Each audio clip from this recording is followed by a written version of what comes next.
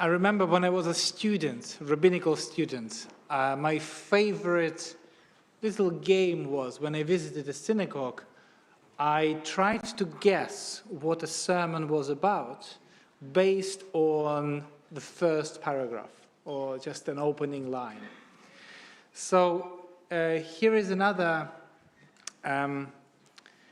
I also like doing it with books, by the way. When I read a part of the story, I think how I would finish it, and then I'm either impressed with the author or disappointed.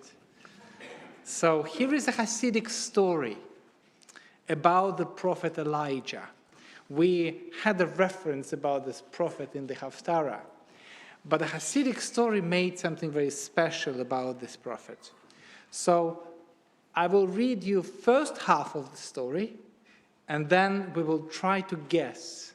I will ask you to guess how it's going to end.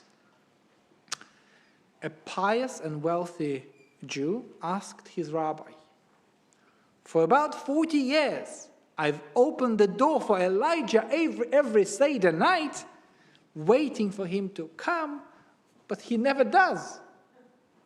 What's the reason?" So the rabbi answered, "You know, a very poor family with many children lives in your neighborhood. Call on the man and propose him that you and your family celebrate the next Passover in his house. And for this purpose, please provide him and his family with everything necessary for the eight Passover days. Then I promise you," says the rabbi, "on the Seder night, Elijah will certainly come." So the men did it. I will tell you. They provided everything for this family. So the question, raise your hand if you think Elijah did come at the end of this story. 1, 2, 3. A few people, 3 or 4, 5 people think that Elijah came. Now raise your hand if you think that Elijah didn't come. Still. Okay. Let's hold this for a while. So reflecting on this story, I can see why some people might approach this as a childish story or problematic. Why are we waiting for Elijah to come and save us and provide us with the solution? Also, the story of this prophet, for those who know the story, is not the nicest. A zealot, and I would call him today a religious extremist, who thought that he was the only prophet and the only worthy God worshipper. So similarly, certain books in the book of Leviticus make me slightly uncomfortable when I read them. And this week's Torah portion is one of them. I am uncomfortable not because it's about skin disease and home contamination. I did say that I actually appreciate the fact that the Torah doesn't portray a perfect, unblemished world and addresses these subjects too. After all, life has both healthy moments and diseases. What makes me uncomfortable is that after the person has been healed from this condition, the Torah prescribes that this person should bring this, chatat, which means a sin offering. And in the language of the ancient Israel, it implies that the person who had the misfortune of having a skin disease, as if he's done something wrong and deserved it. So because bringing sin offering is a kind of as a repentance for what you've done wrong. And recently, I came across an article by biblical scholar Jacob Milgrom. And he argues that the term chatat should not be translated as a sin offering, but should actually be called purification offering. And the Hebrew language, you need to understand how Hebrew language works. Hebrew language allows you to use the same root in different conjugations, in different forms. A good example of it is the root lamad, lamed mem dalet. So I can say ani lomed, which means I am learning something, but if I use the same root in different conjugation, in different form, in the form of PL, ani melamed, it means I am teaching. So the same root can give you two meanings, learning and teaching, which is similar in theme, but very different in principle, to learn and to teach. Of course, we can approach it philosophically, but it's not the same word. And the same happens with this, chata, with the same root. If you use it in a simple form, chata, then it indeed means sin, to transgress, to do something wrong. However, if you use it in a different form, in a PL form, it has the meaning of purification or cleansing, or decontaminate. The same root. And therefore, this feature of the Hebrew language allows the scholar, I think it's Rabbi Dr. Milgram, to approach this subject and to say that this chatat does not mean sin but purification offering. This means that the ritual of the purification offering after the skin disease is not about repenting for the past transgressions, but rather about restoring balance and returning to everyday life after a crisis. Well, imagine if a person have been through a very difficult disease and have been in hospital for a long time. It's not an easy to come back to everyday life afterwards. It's sometimes you get so used to this institutionalized life that you need to come back, you need stage, you need somebody to help you. And this is what Milgram suggests, that this is the ritual, what this ritual is about, transition from one state of being to another.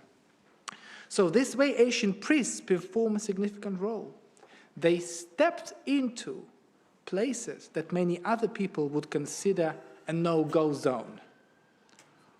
Who do you think in their right mind would want to go into a house infected by a strange contamination?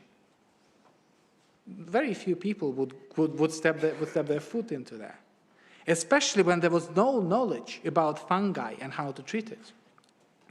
Who would wish to without medical expertise, to be next to a person who is very unwell and possibly contagious?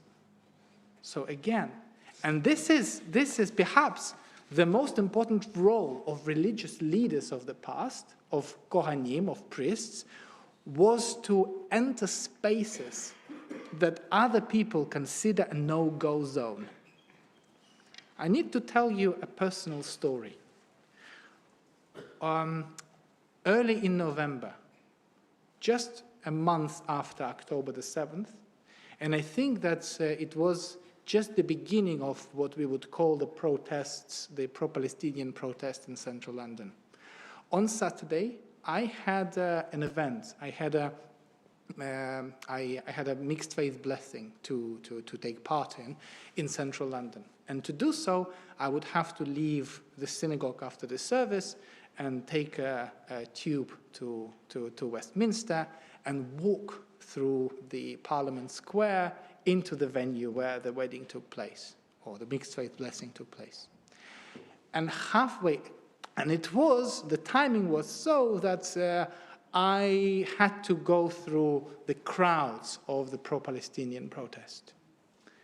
And halfway through, I realized that I forgot to take my kippah off. And you know what also I realized? That it was me who noticed it. Nobody else.